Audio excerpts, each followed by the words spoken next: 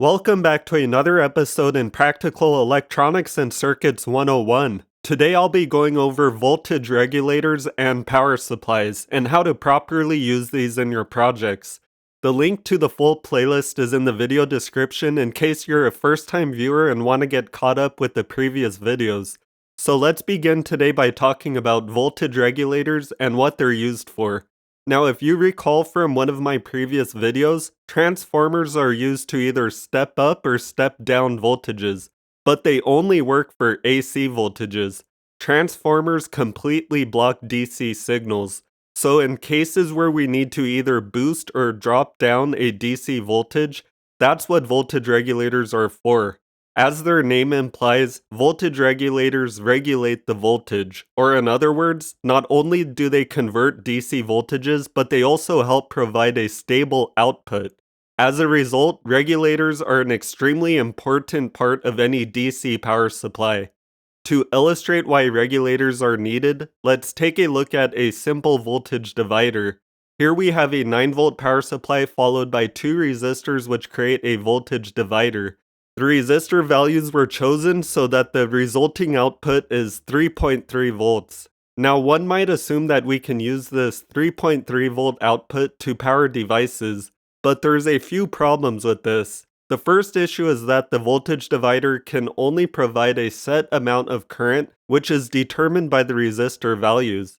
By using Ohm's law, we can calculate the amount of current that's flowing through the circuit.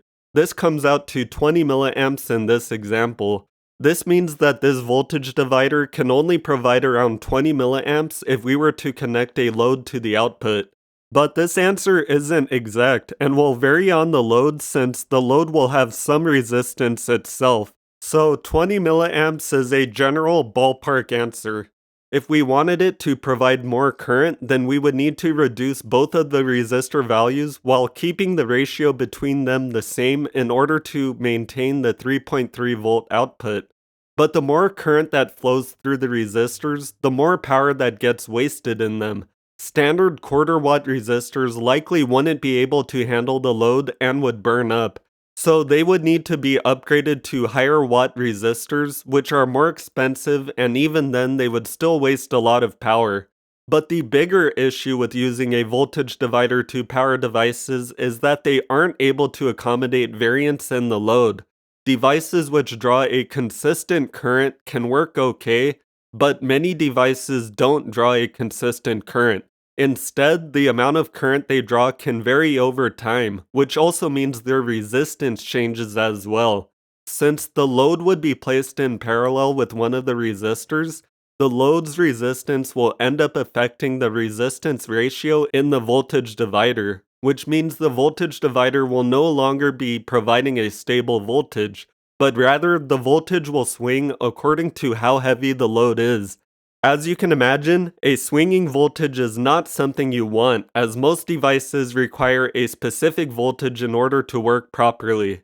This is the main reason why voltage regulators are required, as they're able to provide a consistent voltage to loads that vary over time. Now, a voltage regulator is an example of an IC, which stands for integrated circuit. As I've mentioned before in previous videos, integrated circuits cover a wide range of devices. Everything from voltage regulators to op-amps, motor drivers, microcontrollers, microprocessors, and countless other devices. But what's inside an integrated circuit? To put it simply, ICs are essentially just micro-sized circuits. If we looked at what's inside one of these basic 7805 regulators, we would find a tiny circuit composed of resistors, capacitors, diodes, and transistors. Just like a traditional circuit board using full-sized components, this is possible thanks to the use of semiconductors, which I covered in my previous video. Now, ICs come in many different sizes and packages. There are numerous different surface mount packages, and most of them are extremely small in size, which means they're more difficult to solder. But I'll mainly be using through-hole packages for a lot of projects on the channel, since they're easier to work with. Most through-hole voltage regulators come in either a TO220 or TO92 package, like these 7805 regulators here. These both function exactly the same and both output 5 volts. The only difference is the bigger version is able to handle more current than the smaller one, and provides the option to mount a heatsink to it as well. So now let's talk about the different types of voltage regulators.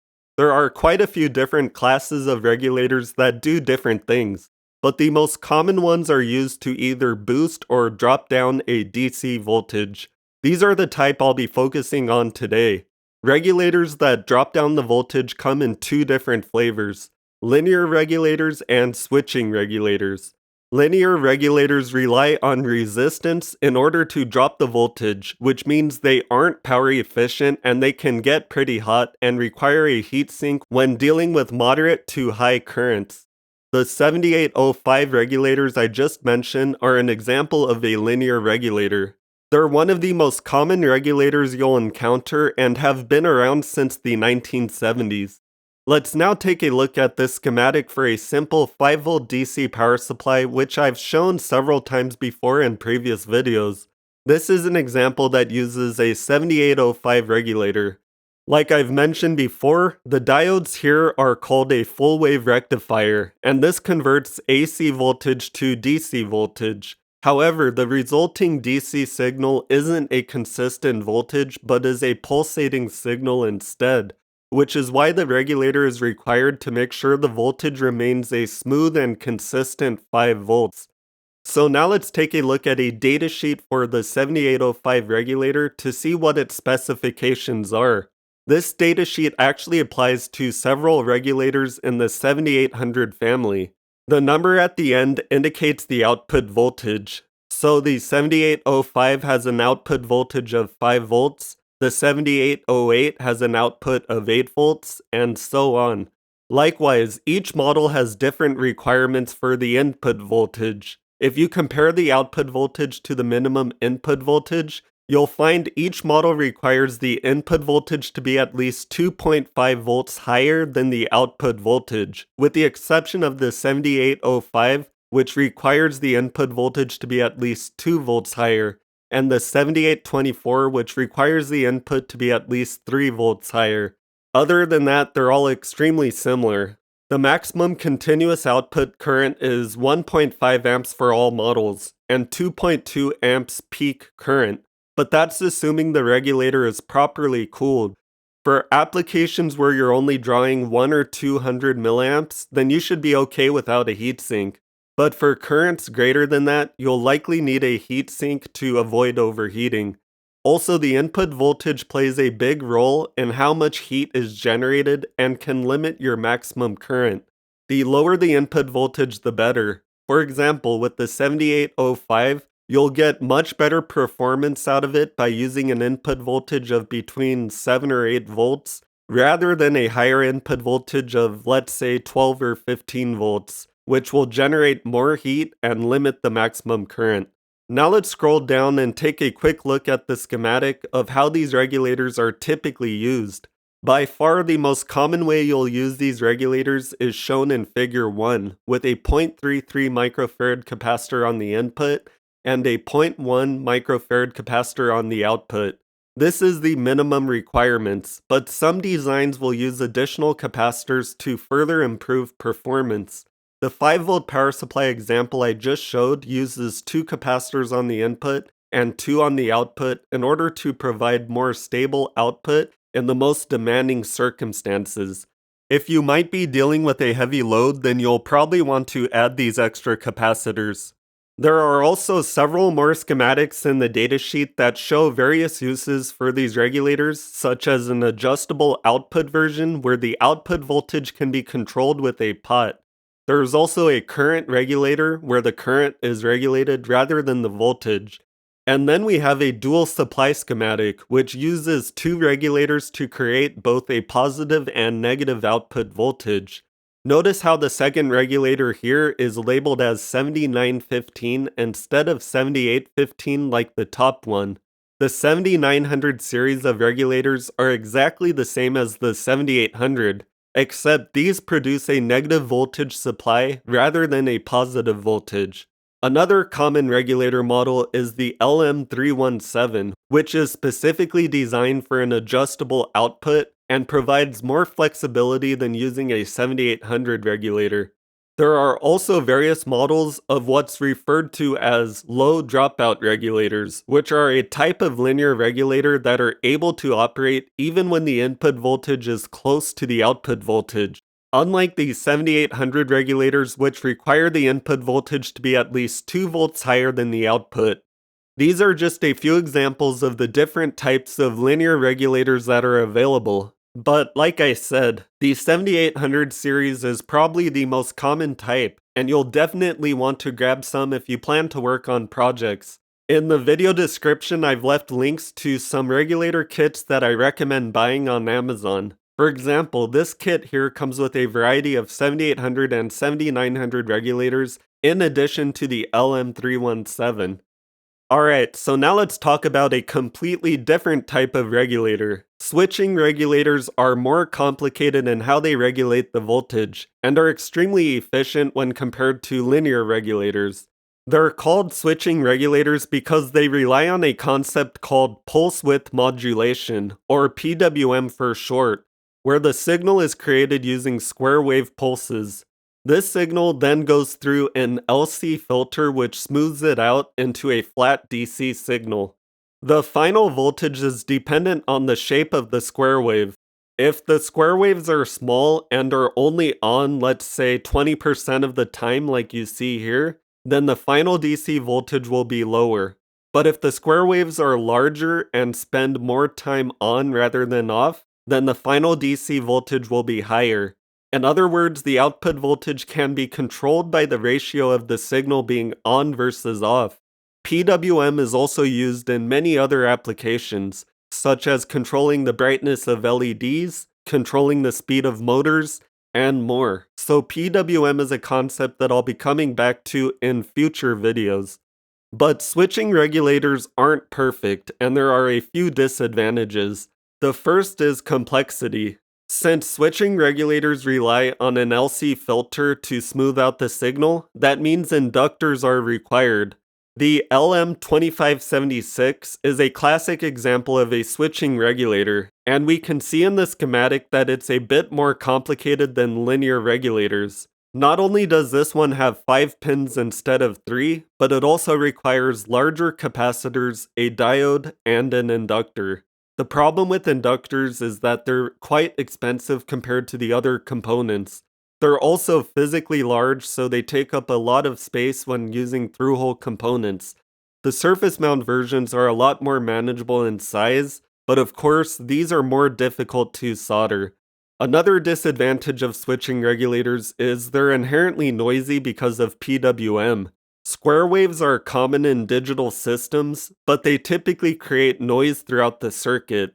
Digital systems are relatively immune to this noise and can handle it pretty well. But for things such as audio and RF applications, noise can be a big problem, so you might be better off using a linear regulator instead of a switching regulator in those applications, but it depends. Additional circuitry can be added to further filter out the noise, so in a lot of cases it's okay to use switching regulators in these applications.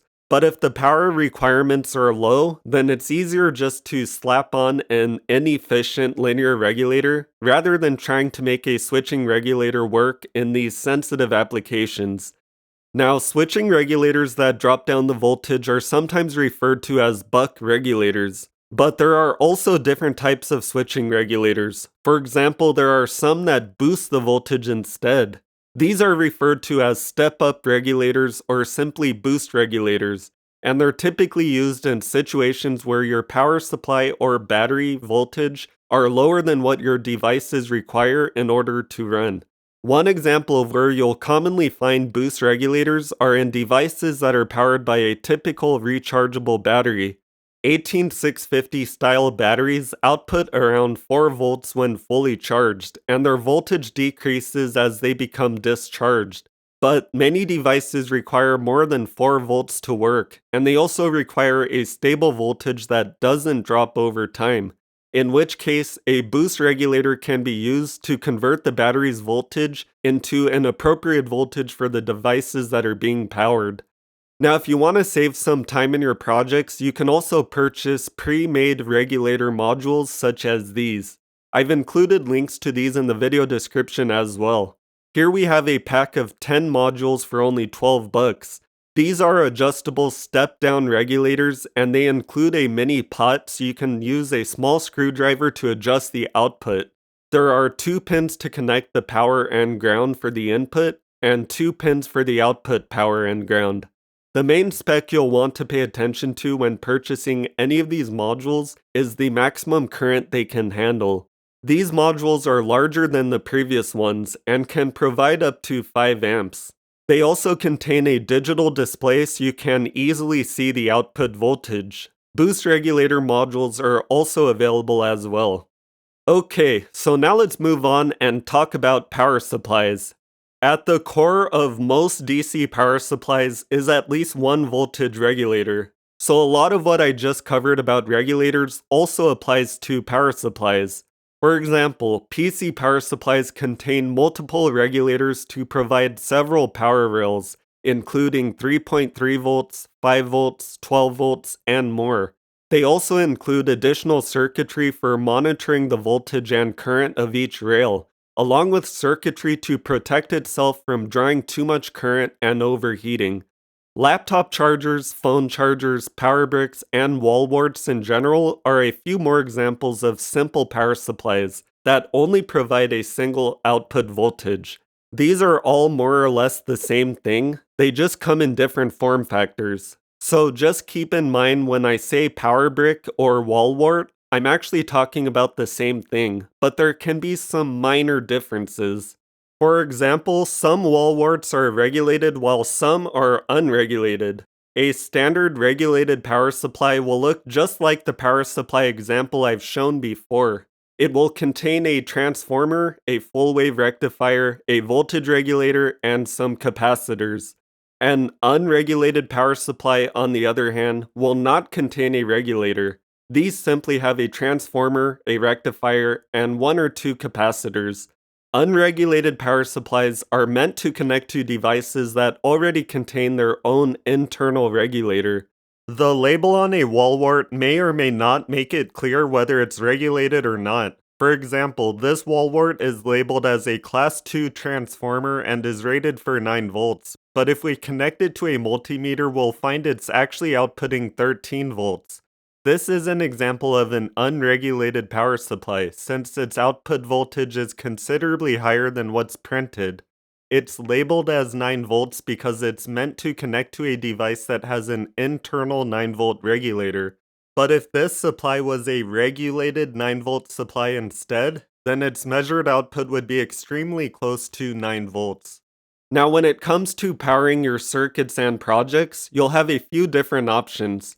If your device is low power and runs off of 5 volts or less, an easy solution is simply to use a USB charger which provides 5 volts. You'll probably need a header like this so you can solder wires to the power and ground lines. But if you need more voltage and or current, then you'll likely want to use a standard power brick. You can find all sorts of different power bricks that cover everything from 5 volts up to dozens of volts, and they come in different current ratings as well.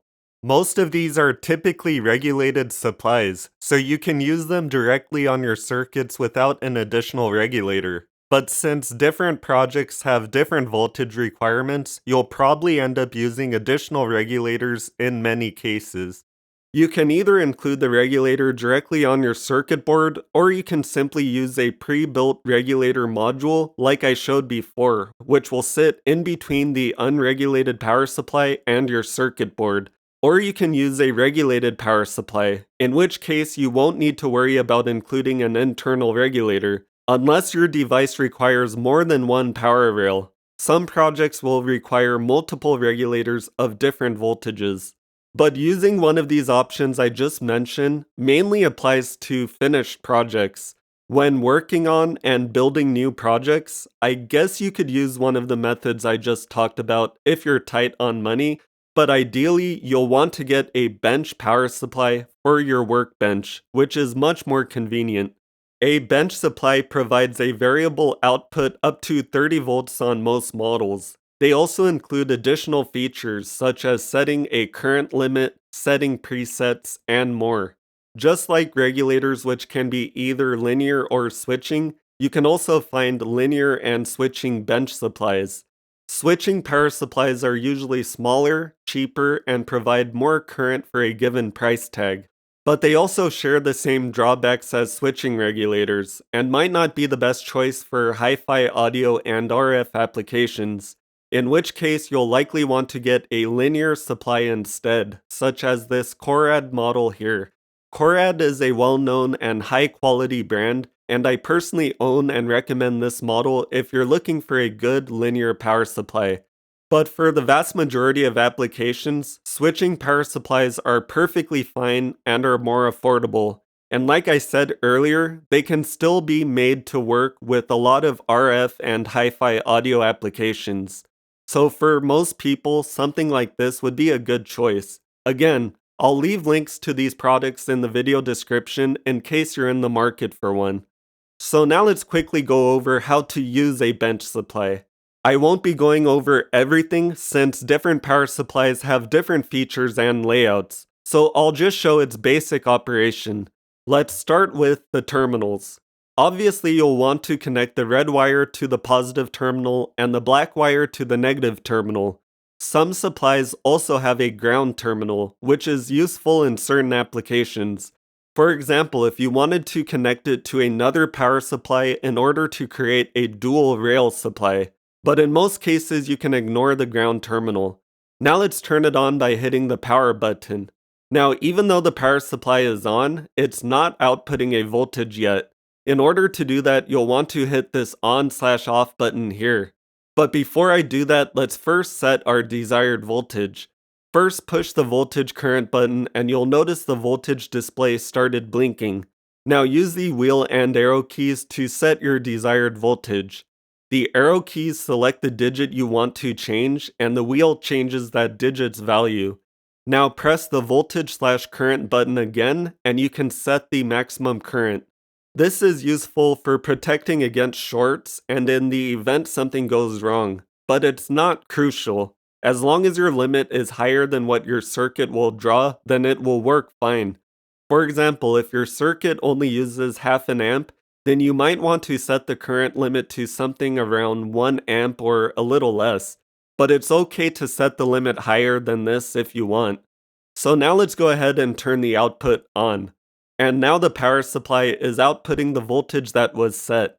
You'll also notice the current limit is gone, and instead the screen will tell you how much current is being pulled at any given moment. It reads 0 amps right now because I don't have a load connected. But if I connected it to this simple LED circuit, you'll now see the current reading changes accordingly. And finally, it goes without saying, if you want to make any changes to the circuit, then make sure to turn off the output before proceeding. Alright, well that wraps up my introduction to voltage regulators and power supplies. We'll be using these concepts in basically every project in the future, so hopefully this was helpful. If you have any questions, then feel free to ask in the comment section. And if you enjoyed the video, then be sure to give it a thumbs up and subscribe to the channel if you haven't done so already. Also, hit the bell icon so you can stay up to date when new videos come out. I'll be starting some more projects soon, so you'll definitely want to stay tuned. So as always, thanks for watching and I'll see you next time.